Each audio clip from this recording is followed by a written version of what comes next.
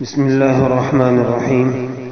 ایک روایت کا مفہوم جس میں آتا ہے، نبی کریم صلی اللہ علیہ وسلم نے ارشاد فرمایا کہ جو شخص ایک بالش زمین ناحق لیتا ہے، اس کو 7 زمینوں کا طوق پہنایا جائے گا۔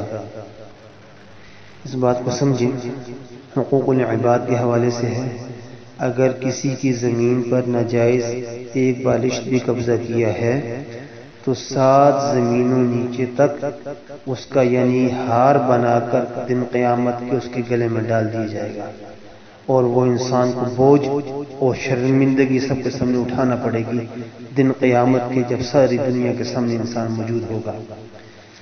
تو آج ہم دیکھیں کہ ہم دیہاتوں میں ہل چلواتے ہیں تو ہر موقع پر کوشش کرتے ہیں کہ تھوڑا سا ہل جو ہے فالتو جو حد ہوتی ہے زمین کی اس پر چلا دیا جائے۔ آہستہ آہستہ ہم آگے بڑھنے کی ہم کوشش کرتے رہتے ہیں۔ یہ نہیں پتہ کہ خود بھی حرام کھا رہے ہیں، اپنی اولاد کو بھی حرام کھلا رہے ہیں، ساری محنت کر رہے ہیں اور خرچہ کر رہے ہیں، لیکن تھوڑا سا کام حرام کر کے سارا کام اپنا خراب کر رہے ہیں۔ اور کل قیامت کے دن ہمیں یہ ہار کے طور پر زمین پہنائی جائے گی، بوجھ اگر الگ ہوگا، بدنامی الگ ہوگی۔ اور اسی طرح ہم شہروں میں کیا کرتے ہیں، زمین کی جب ہم مکان کی بنیاد رکھتے ہیں تو تھوڑا سا 1 انچ 2 انچ اینٹ جو ہے باہر رکھنے کی کوشش کرتے ہیں۔ کیا فائدہ، 10 مرلے کا گھر بنایا، 5 مرلے کا گھر بنایا، 1 انچ فالتو زمین ڈال کر کیا ملے گا؟ صرف اپنی دنیا برباد ہوگی، اپنی آخرت برباد ہوگی۔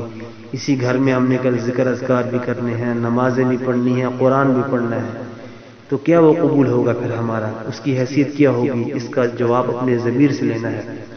ہونا تو یہ چاہیے کہ احتیاطاً ساتھ والے کی زمین سے 1 آدھ انچ پیچھے ہٹ کر اپنے مکان کو بنا لیں، کوئی فرق نہیں پڑتا، اور نیت یہ کر لیں اگر میں ٹھیک ہوں تو ٹھیک، اگر میں فالتو چھوڑوں تو میری طرف سے اس کو ہدیہ ہے۔